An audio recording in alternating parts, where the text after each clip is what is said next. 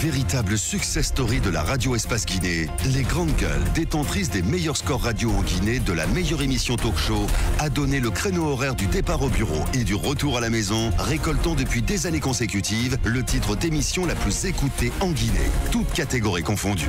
Un grand total de plus de 5 millions d'auditeurs ont été fidèles au talk show Les GG, diffusé jour après jour sur toutes les stations du réseau Adafo Média de 9h à 10h30, un exploit qui restera longtemps dans les annales de la bande FM en Guinée. Tous les soirs, vous nous regardez à la télévision. Merci de votre fidélité. Juste après cette émission, vous avez Moussa Moïse là qui vous informe, évidemment. Merci à vous tous. Vous le voyez à l'écran. Notre invité de parcours ce matin, messieurs, Étienne Soropogui, il faut le rappeler, ancien directeur des opérations de la CENI, attendu désormais donc de la nouvelle CENI guinéenne, dont les commissaires ont prêté serment hier devant la Cour constitutionnelle.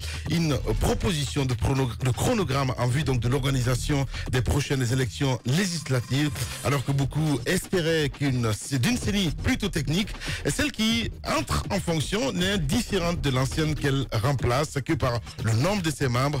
Conséquence, l'inquiétude de la voir aussi apprivoisée par les politiques et plombée par les querelles de chapelle comme la précédente reste de mise. Par quoi la nouvelle CENI sera-t-elle différente de la précédente? Nous essayons de comprendre ce matin. Que retenir du fonctionnement de l'ancienne CENI? Que peut-on mettre à son actif? Par quoi a-t-elle péché? Quel est désormais son avenir politique? Étienne Soropogui, grande gueule, vous allez la voir et il est déjà dans ce studio, mesdames et messieurs. Vous continuez à réagir. Je m'occupe de vos messages un peu plus tard dans cette émission. Titi, notre invité, Étienne Soropogui. Bonjour, monsieur Soropogui. Bonjour Titi, bonjour Lamine, bonjour aux amis. Merci de répondre à... Moussa Moïse, il y a longtemps. Hein? Mais il y a très longtemps. Il y a très longtemps parce que... De vous retrouver. Ouais. Et je voudrais aussi, vous me permettrez de m'excuser pour hier, j'ai été annoncé. Ouais. Et il y a eu un malentendu entre, je crois, Bokar et moi-même. Je voudrais aussi profiter de votre plateau vraiment pour vous présenter encore une fois mes sincères condoléances. Merci. Et suite au décès de notre très cher regretté Kendia Thomas, j'ai été extrêmement ému par son décès. Ouais. Vous savez, Al, c'est mon petit frère. Ouais. Et donc c'est plutôt une belle sœur à moi. Et vraiment, je voudrais profiter de cette occasion pour présenter à vous, mais aussi à tout le peuple de Guinée, mes très sincères condoléances. Merci beaucoup. Alors une nouvelle CENI a été constituée et ses membres ont prêté fonction serment hier devant la Cour constitutionnelle. Vous en êtes plus membre, donc vous êtes sorti de la CENI parce que les NFD que vous avez représentés donc ne remplissent plus les critères pour faire partie donc des partis qui peuvent envoyer des commissaires au sein de la CENI. Avec quel sentiment vous quittez la CENI? Quel est votre état d'esprit? Vous avez suivi ces différentes prestations de serment hier, l'élection d'un nouveau bureau. Quelle analyse vous faites de tous ces événements hier? D'abord, votre état d'esprit. Écoute, mon état d'esprit, je pars de la CENI avec un sentiment de devoir accompli, dans la dignité. Je crois que c'est fondamental. Naturellement, on devait partir aussi. Nous sommes, il faut le rappeler, en fin de mandat. Les grandes gueules. Donc, au niveau de notre pays, nous sommes dans une république, et devront aussi suivre cet exemple. Et à la fin de leur mandat, et suivre cet exemple que la CENI vient de faire, parce que c'est comme ça aussi elle fonctionne, notre république. C'est sur ces fondements-là qu'elle est bâtie. Malheureusement, les députés sont en train de glisser sur ces choses-là.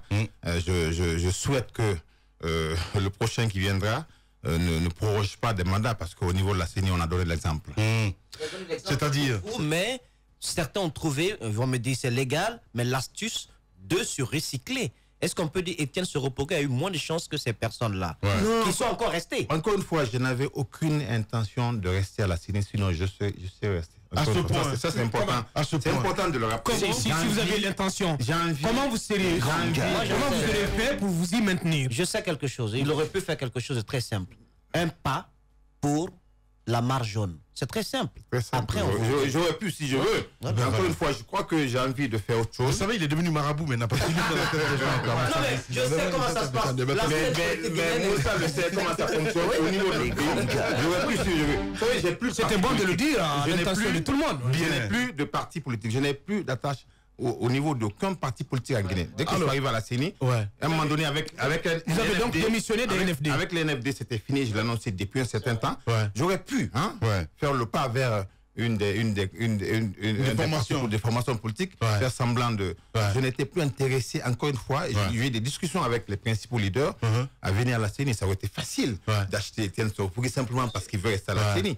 Non, j'ai envie de faire autre chose. Qu'est-ce qu'on ne sait pas, Étienne? Qu'est-ce qu'on ne sait pas? Quand vous dites, oui, j'étais en contact avec certains leaders, je vois un petit peu ça, on appelle ça du surenchère. Non, pas du tout. Je discute avec eux. Allons-y au fond des choses, Étienne Soro-Pogui. Vous étiez en contact avec qui? Qui vous a dragué? Très régulièrement, je suis en contact avec les principaux leaders de notre pays. Les principaux leaders, comme vous le dites, le FDG, le RPG, le PEDN partout. Je ne vous crois pas, Étienne. C'est des grands frères, moi, les minimaux, tout le monde. Je vous crois pas. Même. Je compte que moi, je deviendrai aussi bientôt un des leaders avec des collègues avec lesquels je serai. Donc, naturellement, je préfère me positionner dans ce schéma que de continuer à rester à la CENI parce que, de mon point de vue, c'est vrai que du point de vue expérience, j'avais à redonner à la Guinée dans le cadre du management des élections. Mais bon, je crois qu'à un moment donné, j'ai envie de continuer à faire ce que je faisais, c'est-à-dire la politique. Et je me sens mieux de mon point de vue de ce côté-là. Mais je voudrais qu'on avance. Oui, je viens. On va avancer. Non, on va avancer, Étienne. On va avancer. Vous n'allez pas donner les grandes lignes. Vous êtes un homme dessus de la politique. En même temps, vous dites, oui, rien n'est... tout est possible, en fait, parce que j'ai l'impression d'avoir un prochain leader politique dans ce studio, si je ne me trompe pas. Ben, naturellement. Je l'avais annoncé depuis. D'accord. Moi, je suis cohérent dans mes propos. Je l'ai annoncé depuis qu'après la CENI, je ferai naturellement la politique, je l'ai dit. Et la CENI, je ne suis pas déçu d'avoir quitté la CENI parce qu'encore une fois, je répète que nous sommes en fin de mandat. C'est normal qu'on quitte. Des Guinéens ont été amenés, des Guinéens ont été amenés là. C'est des personnes talentueuses. Je crois qu'il leur appartient aussi de travailler à faire en sorte que les élections soient des choses qui peuvent nous permettre d'avancer dans notre pays. C'est des personnes que je respecte. Je crois qu'ils peuvent faire mieux que nous. Je souhaite d'ailleurs qu'ils réussissent, que ces personnes-là réussissent mieux que nous pour que la Guinée sorte de ces difficultés que nous connaissons. Quels sont vos mauvais souvenirs à la CENI? Tout n'a pas été rose. Vous n'êtes pas habitué à certaines intrigues. On vous a vu vous efforcer à ne pas parler.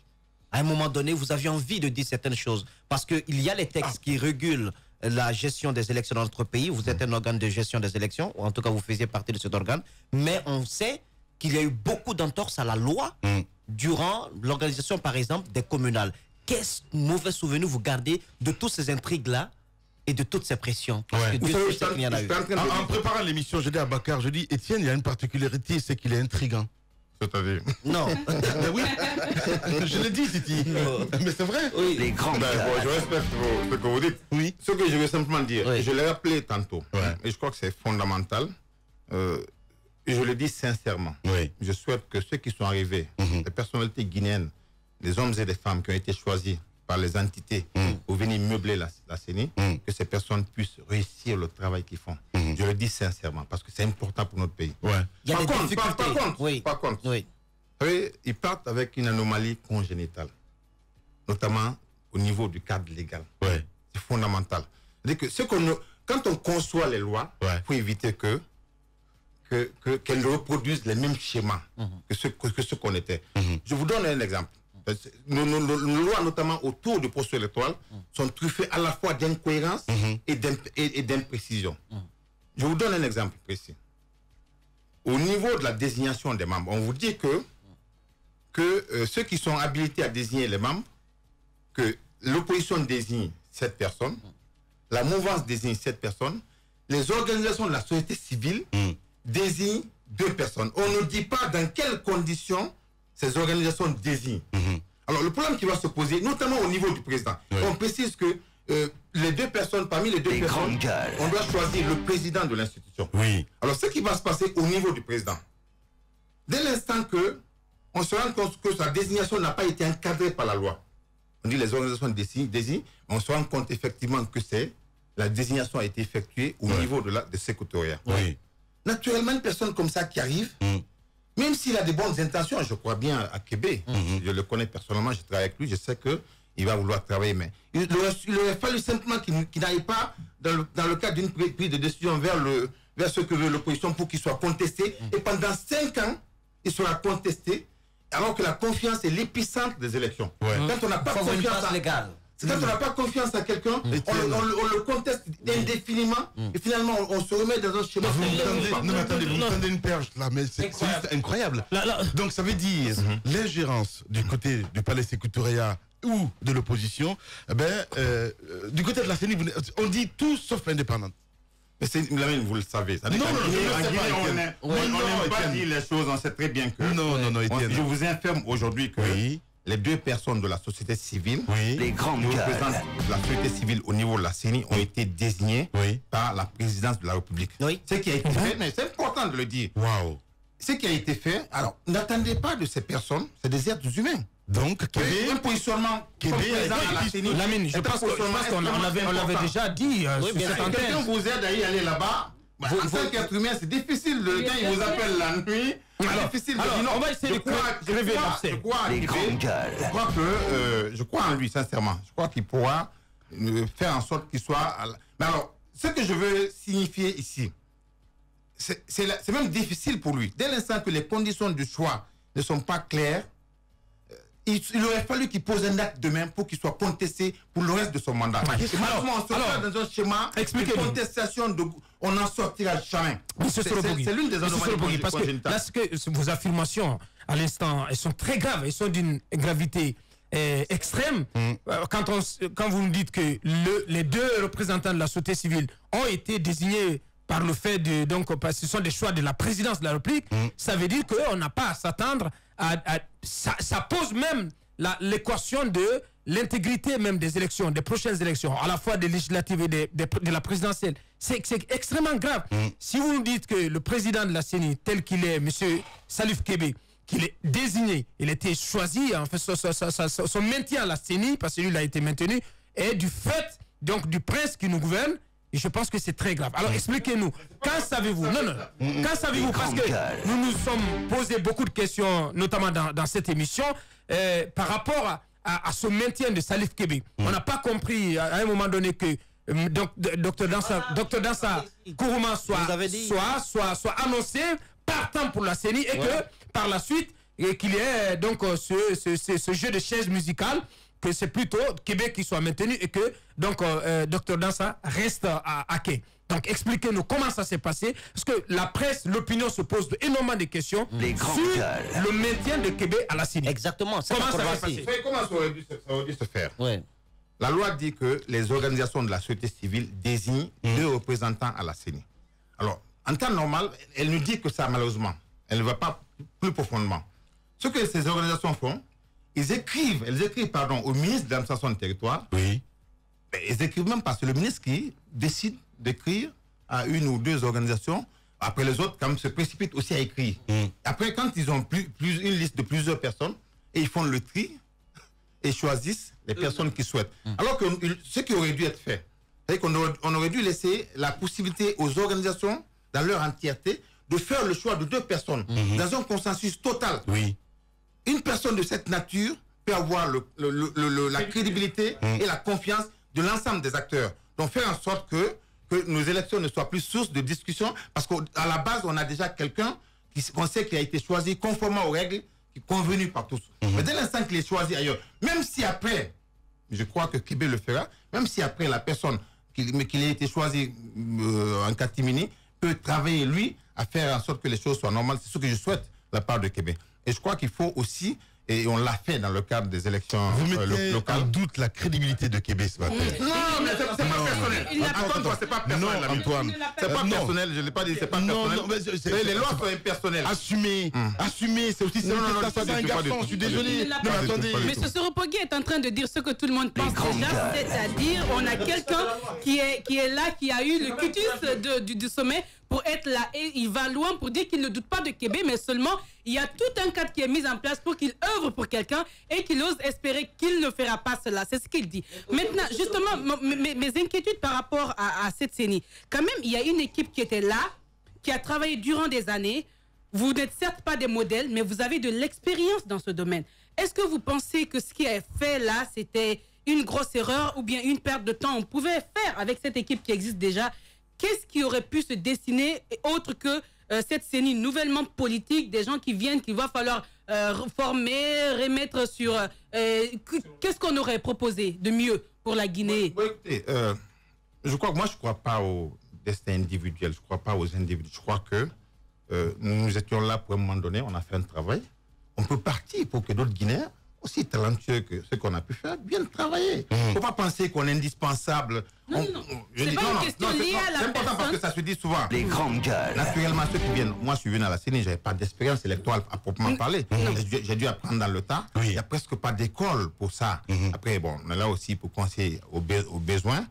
Alors, ce que je veux dire, par rapport, l'autre anomalie qu'on a au niveau de cette institution, qui pourra malheureusement reproduire les mêmes effets que quand on était là, c'est la question du quota. C'est fondamental. Vous savez, quand on a mis en place une institution de cette nature, c'est pour faire en sorte que les débats politiques puissent se délocaliser et avoir une certaine envergure technique. Faire en sorte qu'on mette en place, on a dit opposition 7, comment on appelle 7, mouvement 7, pour qu'il y ait un équilibre à l'intérieur. Mais quand vous prenez aujourd'hui l'opposition, elle n'est plus l'entité homogène. Hein? À l'intérieur, déjà, les gens ont des dissensions plus fortes que quand Alors, déjà, ils vont commencer à avoir des discussions et demain matin, dès l'instant qu'on met une entité en interne, je sais comment ça fonctionne. Les grandes gueules. En minorité, va commencer dehors pour commencer à sortir dehors pour discuter. Naturellement, ça reproduit les mêmes schémas. Pour régler ça, c'est important. Ce que je conseille, et je crois qu'on l'a fait tantôt dans le cadre de la gestion du processus pour les élections locales, il faut faire en sorte que tout soit mis en débat en interne. C'est fondamental. Éviter que, s'il y a un malentendu, qu'on aille au vote. Deuxième chose, faire en sorte que les grandes questions sensibles politiques puissent être ramenées au niveau de la classe politique.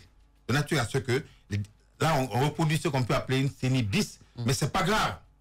La loi l'a pas prévu, c'est encore une autre insuffisance. Au moins, on délocalise le débat au niveau de la classe politique, ne serait-ce que pour ceux qui sont concernés par le processus, de nature à ce que, sous ces questions précises, qu'ils puissent prendre une décision. On l'a fait, on a mis en place ce qu'on appelle le comité technique de suivi et de gestion du processus électoral. Un mot, M. Sorobogui, sur ce miracle qui était attendu mais qui n'est pas arrivé concernant M. Dansa Kourouma. Je veux savoir, qu'est-ce qui s'est passé? Pourquoi il n'y a pas eu l'émergence de ce jeune, pourtant qui était pressenti? Ça, c'est la première question. Est-ce qu'il y a eu cette entente entre lui et l'actuel président de la CENI qui a été donc reconduit, ou bien quelqu'un a dû lui dire au ministère de l'administration du territoire, ou bien de la présidence, tiens, dans ça, l'homme qu'il nous faut est déjà là-bas, contente-toi d'attendre. Ce que je suis en train de dire. Ça, c'est la première question. La deuxième, j'aimerais vous entendre sur le fichier, parce que la nouvelle CENI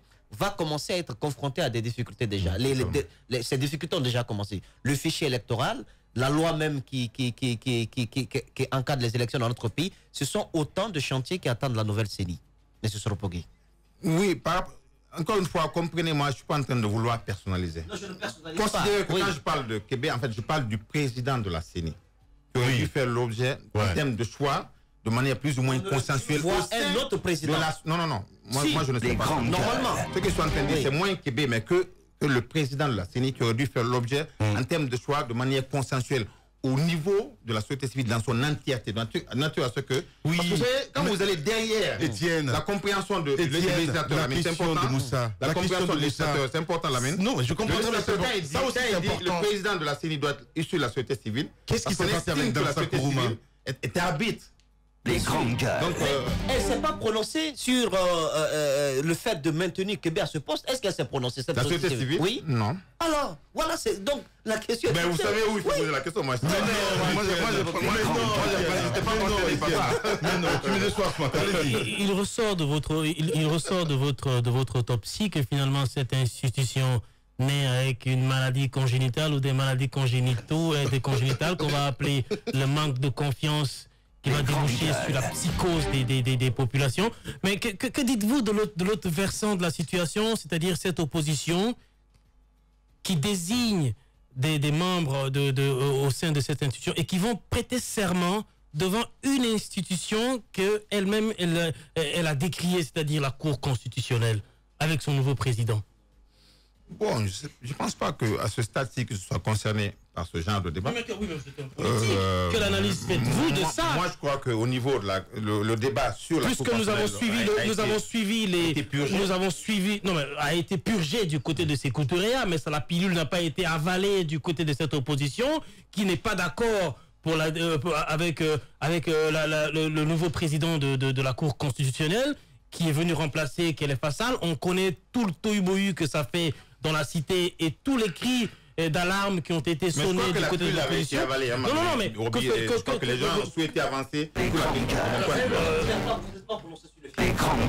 C'est important le fichier électoral. C'est important parce que, et là c'est important. Et heureusement, ici je me félicite du fait qu'au moins on a eu quelqu'un qui est resté quand même à la CENI, notamment la personne de Mme Camara. Les grandes gueules. Qui comprend cette question-là. Il aurait été difficile pour les nouveaux commissaires, bon, je rebondis un peu sur ce que disait Mafoudia, de travailler sur... Parce que vous savez, on doit faire la révision à l'issue, sinon après c'est pas normal. Je crois qu'il y a plus de 3 ans qu'on ne fait pas de révision. On doit le faire, c'est une opération, c'est un exercice qui doit se faire plus ou moins annuellement. Il y a plus de 3 ans, on ne fait pas de révision. Les grandes gueules. Que de nouvelles personnes puissent intégrer le fichier. Il se trouve que il y avait une exigence de l'opposition qui souhaitait que, avant que la révision ne se fasse, qu'on fasse l'audit du fichier.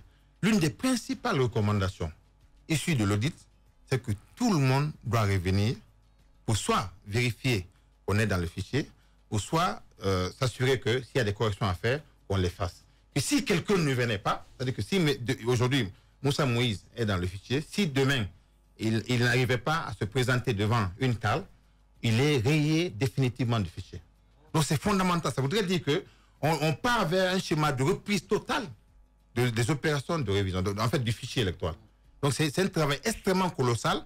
Je souhaite que dans la conception du chronogramme, que les nouveaux commissaires en tiendront compte, éviter de faire des calendriers optimistes, parce que c'est un travail colossal à faire qui pourrait nous amener vers... Oui, salut Lamine, effectivement. Avec à une telle allure, est-ce que cette Assemblée nationale, qui a donc vu son mandat prolongé, ne va pas rester au-delà même de la prochaine session, au-delà d'avril? Non, totalement au-delà. Il n'est pas possible de faire les élections en avril. Ce n'est absolument techniquement pas possible. Pour faire les élections, il faut voir ça aux alentours de la fin d'année. Totalement. Les prochaines législatives. Non, totalement pas possible. Alors, techniquement. 2 questions. La première, vous, sincèrement, vous préférez une CENI politique ou technique? Moi, personnellement, j'aurais préféré une CENI technique. Les grandes gueules. Vous savez pourquoi?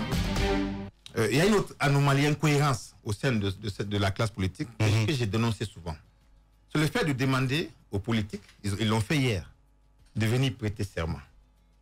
Pour dire que, depuis maintenant que je suis à la CENI, je ne rends plus compte, je travaille je suis détaché de ma base politique, ce qui est totalement faux. Ce qui est totalement faux, on demande, c'est hypocrite. On demande aux hommes politiques qui vont, entre autres difficultés que nous avons eues en ce qui me concerne personnellement, parce que moi, le serment, c'est entre moi et Dieu. C'est pas entre moi et un individu. Ce que j'ai fait à la CENI tout le long de mon mandat, c'était de travailler pour m'assurer que je suis en phase avec ma conscience. Moi, je n'ai pas de patron. Moi, mon patron, c'est ma conscience. Naturellement, beaucoup de personnes n'aiment pas ça. Ils aiment des moutons qu'on attache, auxquels on dit... Toujours des pics, toujours des pics. C'est ça. Toujours des pics. Et moi, toujours des pics moi, je ne suis pas un mouton. Non, pas du tout, Mouktar. Je suis désolé. C'est un ami, on s'appelle... Allez, ça va plus loin que Mouktar. Vous continuez à vous appeler? Presque tous les jours, on s'appelle. Non, mais on est amis. Mais c'était quoi? Est-ce que cet esprit d'indépendance, cette indépendance d'esprit plutôt, est-ce que c'est ce qui a aussi alimenté les tensions entre vous deux? Et le fait que, parce que vous avez dit que le fait d'aller devant la Cour constitutionnelle, prêter serment et de ne plus rendre compte aux entités de base, vous avez dit que c'est totalement faux. Donc ça veut dire que vous, puisque vous ne l'avez pas fait, donc votre entité d'origine, la NFD, n'était pas contente de vous. Oui, une révélation. Je vous fais une révélation, c'est important de le noter. Quand je venais à la CENI, les conditions qui avaient été édictées à l'époque, l'NFD ne remplissait pas ces conditions-là. Oula, vous avez triché? Non, pas ça. Eh bien. C'est quand moi j'ai manifesté à l'époque le besoin de dire que je veux venir à la CENI, parce qu'à l'époque, vous savez, je sortais de prison et il y avait des risques que les gens ne me permettent pas par exemple, d'être candidat aux législatives. Oui. Donc, je craignais cela et donc, je demandais. Et quand je demandais ça, j'en ai parlé avec certains leaders, ils m'ont dit, mais attends, toi, tu vas faire quoi là-bas? Ils me l'ont dit parce qu'en réalité, ils pensaient que c'était même pas l'endroit où je devais aller. C'est quand les NFD ne remplissaient pas. Donc, quand je suis allé, à l'époque, l'opposition est une entité, est un bloc.